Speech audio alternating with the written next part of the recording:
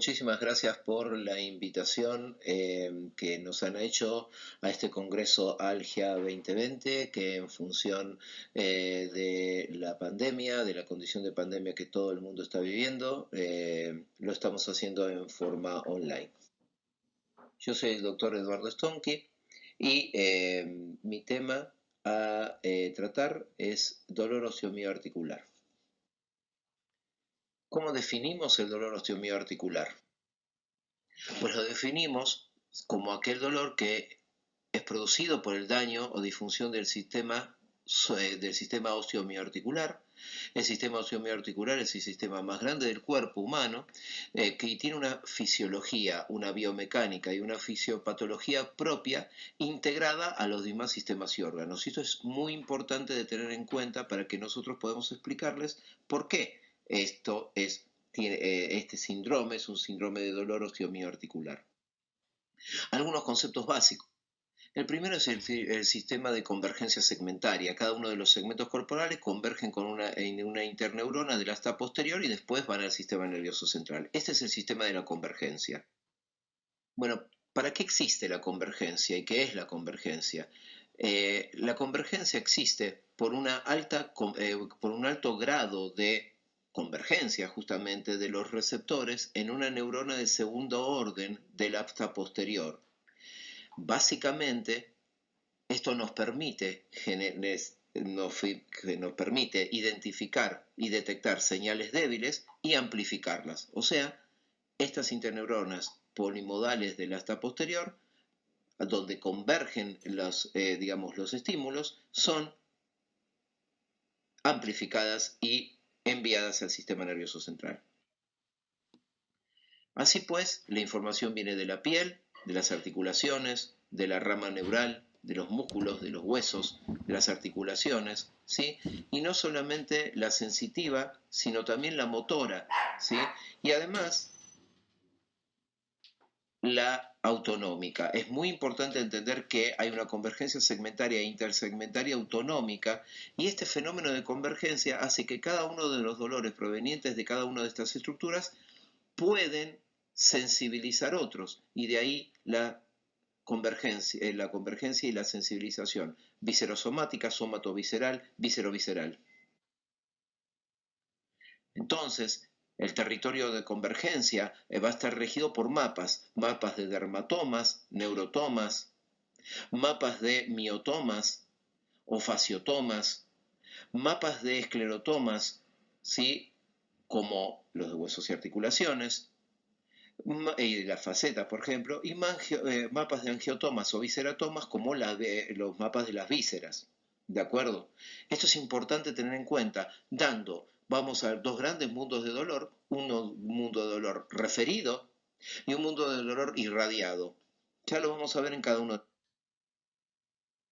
Entonces, el modelo multimodal DOMA, dolor osteomioarticular, tenemos que hablar de que cada parte del cuerpo va a tener un dolor de componente miofacial, neural del pequeño ramo, neural del gran ramo, articular, sinovial, ligamentario, discal u óseo y visceral. Todo esto va a converger dentro de las interneuronas del asta posterior, neuronas polimodales que van a recibir la información y van a ser las responsables de enviar una información armando con lo que es un síndrome de convergencia. Por esto, desde el síndrome de convergencia al dolor osteomioarticular es la forma en que vamos a presentar esta clase, que espero la entiendan y les sirva. Y siempre el componente simpáticamente mantenido. Entonces, en el modelo DOMA vamos a tener en función de un terreno que es quién es el paciente, hiperlaxo, rígido, con alteración del tejido colágeno, obeso, síndrome metabólico, hipertenso, dislipémico, ¿sí? Y una ventana frágil o no frágil, ventana grande para tratar o pequeña para no tratar. Vamos a tener un componente miofacial, vamos a tener un componente ligamentario articular, uno neural del pequeño y gran ramo y uno visceral. Esto nos va a dar un síndrome que va a tener una repercusión funcional y una condición local específica y global. Entonces, otra de las características de los dolores DOMA que pueden tener un comienzo agudo, nociceptivo, somático, mecánico, inflamatorio, un componente nociceptivo visceral, un componente neuropático y un componente crónico, mixto, digamos, simpáticamente mantenido, con un inicio agudo, un fenómeno de evolutividad y un fenómeno de secularidad. El dolor osteomioarticular puede tener toda esta gama de dolores en sumatoria y estadios en sumatoria, agudo, subagudo y crónico. El concepto de carga, capacidad y adaptación es importantísimo. La carga es la carga mecánica en el sistema osteomioarticular, la carga de trabajo, que puede ser en peso, en frecuencia y en intensidad. Cae sobre lo que es la capacidad de adaptación a esa carga. Si yo estoy hiperentrenado, puedo correr 10 kilómetros. Si yo quiero correr 1 kilómetro y no estoy entrenado, voy a tener desequilibrio. El equilibrio se marca en carga mecánica y en, digamos, y la capacidad de adaptación del sistema. Ahora bien, cuando la carga se excede o la capacidad de adaptación de mi cuerpo, de mi organismo, de mi sistema falla, por ejemplo, en un síndrome metabólico o un síndrome de hiperlaxitud, ante una determinada carga, va a haber un equilibrio que constituye parte de la disfunción, el inicio de la disfunción. Así pues, digamos, una carga que yo pueda resistir va a caer siempre en mi zona neutral o zona de confort.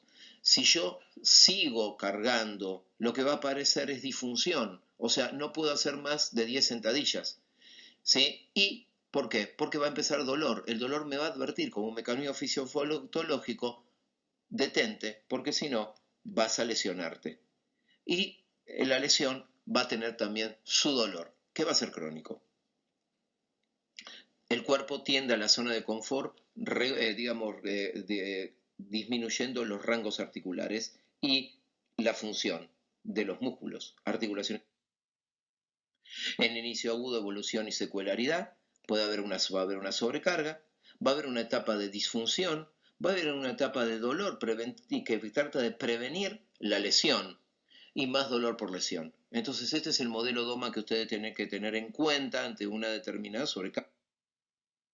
Muy bien, vamos a ver el modelo de la artrosis. Yo tengo una carga mecánica, peso 80 kilos y mis rodillas resisten la carga mecánica de 80 kilos. Tengo una capacidad adaptativa de carga para 80 kilos.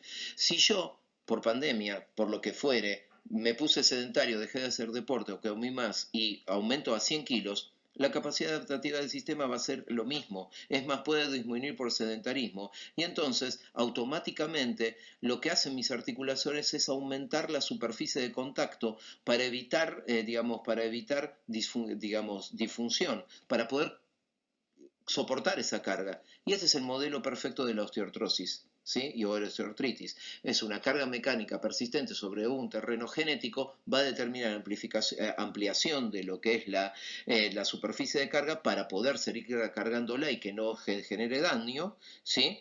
Y va a aparecer osteoartritis. El pasaje de la inflamación clásica a la inflamación neurógena crónica a bajo grado es otra de las características de estos. Nosotros tenemos que la inflamación clásica es prostaglandina dependiente, o sea, tratable con antiinflamatorios. Pero ¿qué pasa en el dolor osteomioarticular? Claramente, los antiinflamatorios no son útiles en el dolor crónico. ¿Por qué? Porque es una inflamación crónica de bajo grado citoquino dependiente. ¿De acuerdo? Y esa cronificación es la clave de ese pasaje de la inflamación clásica a la inflamación crónica o neurógena, crónica de bajo grado neurógena, es la clave del osteomioarticular. Así pues, en la etapa aguda vamos a tener una sobrecarga mecánica o un estrés, ambiente obesogénico, ultraprocesados y el sedentarismo, o sea, la sociedad industrial actuando, alimentando a los pacientes, obligándolos a trabajar gran cantidad de horas y haciéndolos sedentarios, ¿sí? Va a presentarse lo que es la metainflamación o la inflamación del síndrome metabólico, generador número uno del síndrome metabólico del condrocito y por ende artrosis como un fenómeno metabólico.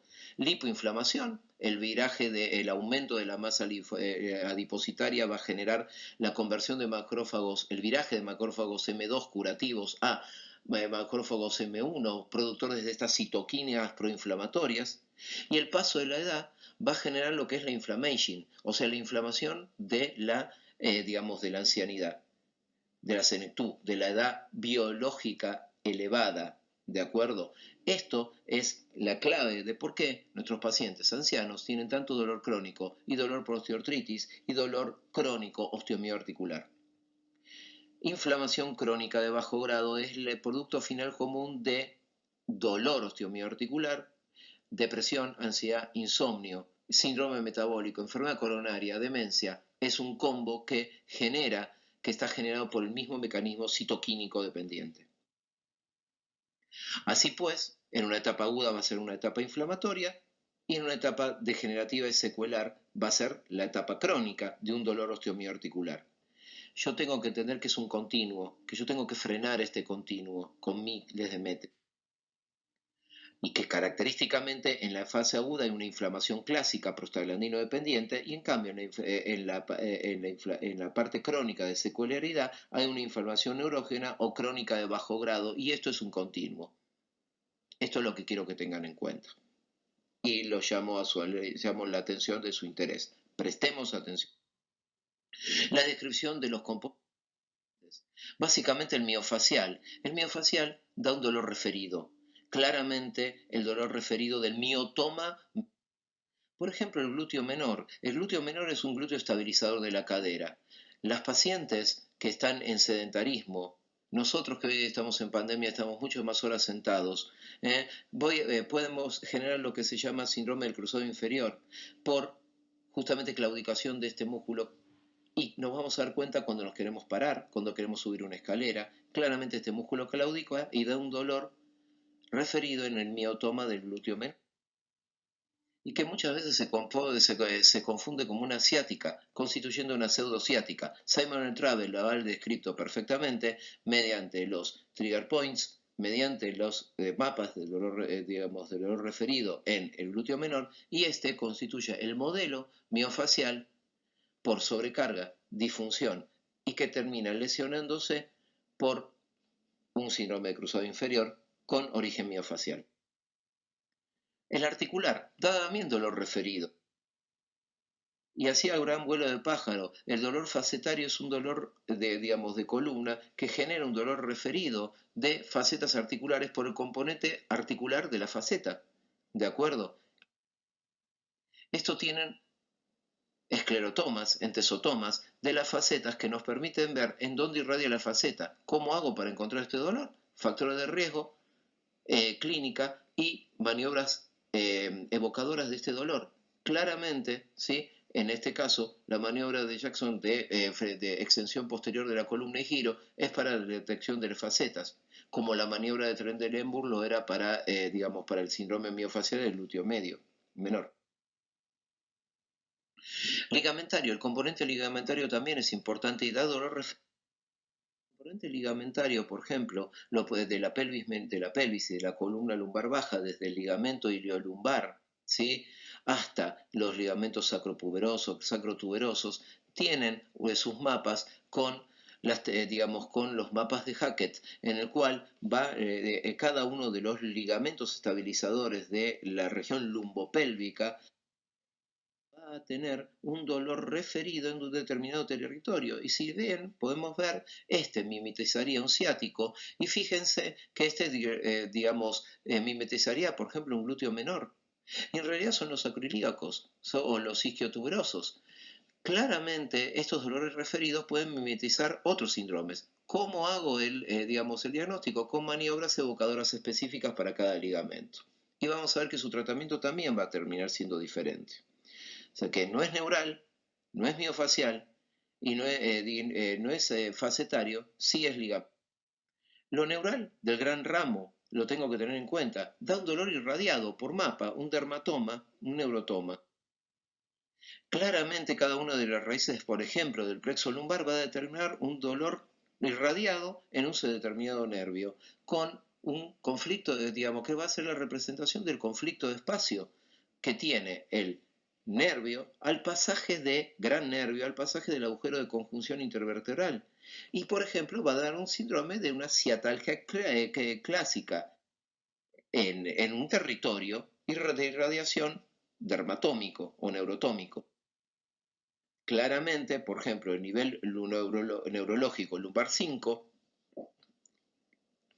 va a tener un componente motor, ¿de acuerdo? Un componente motor muscular propio del dedo, en el cual el músculo extensor propio del dedo gordo va a claudicar, un componente sensitivo en el cual claramente en la cara anterior del pie va a tener hiposensibilidad y unos reflejos a nivel del reflejo del tibial posterior en el cual claramente este reflejo va a poder estar caído, constituyendo cambios motores, sensitivos y reflejos, más evocación con maniobras de Valsalva o maniobras de tensión neural adversa, que es la maniobra de la SEC, me da el síndrome de dolor de la gran ramo ciático.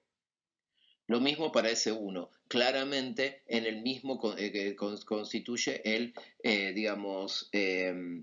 reflejo aquiliano, el reflejo de sensibilidad, y el área de sensibilidad y el área motora constituye la raíz S1. Entonces, característicamente tengo que tener en cuenta este síndrome evocado por una maniobra evocadora como la maniobra de tensión neural adversa de la SEC, en un determinado territorio con un determinado componente motor, ¿sí? Que en este caso está dado por el, peroneo lateral largo y corto, ¿sí? Y el reflejo aquiliano. Neural del pequeño ramo es otro gran constructo, ¿sí? De dolor irradiado en este caso. ¿Dónde se produce la compresión de los pequeños nervios? En un montón de lugares del cuerpo. Ejemplo, de arriba para abajo, túnel del carpo. Ejemplo, canal de Dijon. Ejemplo, neuralgia parestética. Ejemplo, compromiso de los nervios cruneales. Los nervios cruneales salen más paravertebralmente, pero los nervios cruneales, ¿sí? Son nervios superficiales del plexo lumbar superficial. ¿Dónde se entrampan estos nervios? ¿Sí? Se entrampan en su salida de la profundidad al atravesar las fascias tóraco-lumbopélvica. Y en esos canales o núcleos de compresión se genera el conflicto continente-contenido, conflicto del espacio, en el cual hay sufrimiento del nervio por isquemia generada por compresión de la vasa nervorum, que va a generar un medio ácido, sensibilización, estimulación de la fibra C y dolor neural de pequeño ramo. Claramente, estos son los ramos cutáneos mediales y laterales del ramo dorsal, que perforan, que salen del ramo dorsal, perforan, las diferentes fascias, ¿sí? Y salen a la superficie. Estos constituyen los ramos cutáneos laterales del ramo dorsal, nervios cruneales, en el león dorsolumbar. Estos son los mapas de Liskott, en los cuales nosotros podemos ver claramente que John Liskott describió, trazó el mapa de cada uno de los nervios y vemos la importancia que esto tiene a nivel de los núcleos de compresión. En estos que son los canales o túneles de compresión se pueden entrampar y doler y nosotros podemos hacer determinadas terapéuticas, que en este caso vendría a ser la neuroproloterapia, para resolver este tema. O la terapia de inyecciones perineurales. Este es el territorio doloroso. Habla del territorio de sensibilización. Sin duda tenemos que tener en cuenta el terreno de la paciente. En esto tenemos la distribución del nervio femoral cutáneo anterior y del safeno, ¿sí? Característicamente pueden dar este territorio de sensibilización. Y el componente visceral es el último del cual vamos a hablar, en el cual el dolor es realmente referido y es el clásico dolor del tórax, del dolor del pecho, del dolor cardiológico, isquémico, en la cara en la cara interna del miembro superior izquierdo, el dolor del cáncer de páncreas referido al dolor dorsal bajo, lumbar alto, o el dolor del aneurismo de aorta, que puede producirse a nivel de la región lumbar baja o de la infiltración del piso vesical, ¿sí? Que puede, o del dolor ovulatorio, que puede sentirse a nivel sacro. Ese es el típico dolor referido por convergencia metamérica dentro dentro de estos territorios. Estos son los dolores viscerales, que también tenemos que tenerlo en cuenta, porque perfectamente un hombre puede ser un hombro congelado, pero también puede tener un dolor isquémico cardíaco. Un dolor lumbar bajo puede tener un síndrome facetario, pero puede estar claramente empeorado por una constipación o un colon irritable, ¿sí? O un tumor de colon. El dolor lumbar por una fractura vertebral puede existir, pero puede estar empeorado por un cáncer de páncreas con dolor referido a la región dorsal baja. Tengo que tener en cuenta estas cosas para armar mi síndrome de dolor osteomioarticular. Muy bien. Aquí tenemos el ejemplo del aneurisma de aorta. Bueno, entonces el tratamiento multimodal del dolor claramente digamos, de dolor osteomioarticular, lo tengo que tener en cuenta, ¿sí? Dependiendo del terreno y la ventana del paciente, o sea, el terreno es quién es el paciente y la chance de tratarlo, la ventana terapéutica. El impacto funcional me va a generar un efecto funcional y un efecto afectivo. Entonces, yo siempre voy a tratar con educación desde la patología que se tiene, hasta educación del gesto, tratamiento preventivo, ¿sí? Para bajar la carga, por ejemplo, evitar factores desencadenantes y perpetuantes, que por ejemplo es mejorar el gesto y mejorar la distribución, la frecuencia o la intensidad de la carga. Tratamiento no farmacológico, como por ejemplo terapia manual, ejercicio aeróbico, taping, TENS, acupuntura. Y tratamiento farmacológico, un poco de antiinflamatorios durante poco tiempo, paracetamol, opioides débiles, quizás opioides fuertes, antidepresivos, antineuríticos. Esto es importantísimo de tener en cuenta. Y esto habla del tratamiento multimodal del dolor osteomioarticular. Y además, tengo que tener en cuenta los tratamientos no farmacológicos de invasión mínima, como las inyecciones perineurales, el PIT, Perineural Injections Therapy. Estas técnicas de Lifcott voy a utilizarlo para los síndromes de entrampamiento del pequeño ramo, ¿sí? Con sensibilización, en el cual yo voy a infiltrar los túneles de constricción, con todos los mapas, con una técnica de desarrollo, con rápida capacidad de entrenamiento y con muy poco daño posible. Si yo tengo una enfermedad ligamentaria, miofacial, entésica, voy a utilizar la prototerapia con dextrosa, por lo general 12,5, 25. Puedo utilizar la intraarticular. Hoy día hay protocolos de infiltración intraarticular con dextrosa con regeneración del cartílago. Puedo tratar con proloterapia la enfermedad de Osborne-Schlatter. Sí puedo tratarla, hay evidencia concreta de otras, de otros territorios, como por ejemplo justamente este tipo de patologías, ¿sí? ¿Qué tengo que tener en cuenta en la proloterapia? Pero también puede ser PRP, puede ser células madres. Estos ya son ortobiológicos que logran, con productos propios del paciente, logran generar medicina, tratarlo con medicina regenerativa a un síndrome a lo que es un síndrome entésico, a un síndrome facetario, a un síndrome de degeneración discal y osteomioarticular. Y esto ya es una especialidad en la medicina osteomioarticular y con técnicas específicas muy bien desarrolladas, que muchos de nuestros colegas han desarrollado y nos han enseñado y que nosotros claramente las usamos con buena indicación. Lo importante es entrenamiento en la técnica y más todavía entrenamiento en la indicación. Bloqueos neurales, ¿sí? Estos son los bloqueos de grandes ramos como el bloqueo peridural o epidural. Y cirugías, puede ser también radiofrecuencia, puede ser cirugía cirugía reparadora, puede ser cirugía de revelación, de fijación de segmentos, ¿sí? Esto es importantísimo, o sea que la terapia multimodal invasiva va a ser de baja gama y de alta gama. Baja gama PIT, alta gama grandes cirugías, bloqueos, neuroestimulaciones. En el medio tenemos todo lo que es proloterapia, células madres, grasa, ¿sí? Plasma rico en plaquetas, muy útil en cada uno de los y de las indicaciones. Invito a todos a estudiar este tema. Bueno, muchas gracias por la invitación. Aquí les dejo mi mail, cualquier